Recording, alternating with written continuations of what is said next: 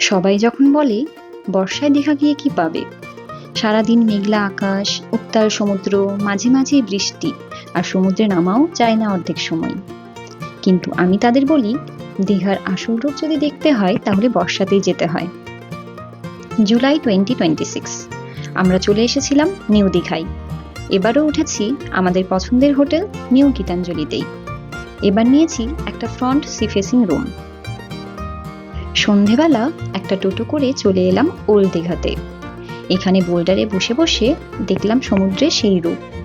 দীঘার এই আসল রূপ দেখতেই তো বর্ষায় ছুটে আসা। উত্তাল সমুদ্র, রাশি রাশি জল ছুটে আসছে পাড়ের দিকে, আর পাড়ের সেই বোল্ডারগুলো সাহস করে দাঁড়িয়ে আছে। বড় বড় ঢেউ এসে বোল্ডারে ধাক্কা খাচ্ছে। সমুদ্রের এই উচ্ছ্বাসের দৃশ্য আমি ঘন্টার পর ঘন্টা দেখতে থাকলাম।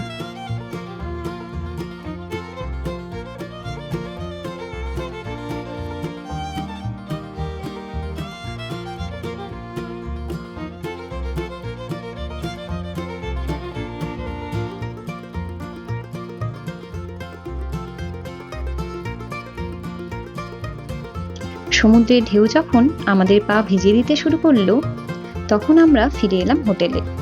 তারপর খেয়ে নিয়ে ঘুম। কালকে সকালের অপেক্ষা আসলে। সকালে উঠে দেখি আকাশ ভরা মেঘ। দিগন্তের মেঘ সূর্যোদয়কে আড়াল করে দিলেও সূর্যদেবকে আর কতক্ষণই বা আড়াল করতে পারবে, তাই না? কিছুক্ষণ পর মেঘের ফাঁক দিয়ে সূর্যদেব প্রকট হলেন। এই দৃশ্য কপাল করে দেখতে পাওয়া যায়।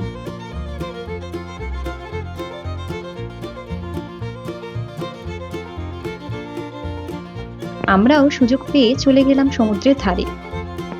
বড় বড় ঢেউ এসে আছড়ে পড়ছে বোল্ডারের ওপর। জানি না, কেমন একটা অদ্ভুত শান্তি খুঁজে পাই আমি এই দৃশ্যটাই। আপনারাও কি একই রকম অনুভব করেন? কমেন্টসে জানাবেন।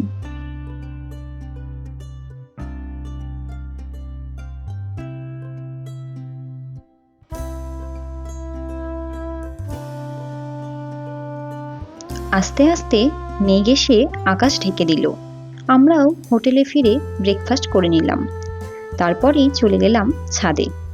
আকাশে মেঘ বয়ে যাচ্ছে, আর সাথে সমুদ্র গর্জন করে আছড়ে পড়ছে পাড়ে। এই দৃশ্য যে কি মনোরম, কি বলবো। কিছুক্ষণ পর বৃষ্টি শুরু হলো।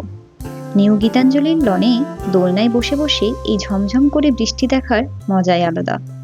ব্যাস, বর্ষাকালে দীঘার এই রূপ দেখতেই বারবার ছুটে আসা।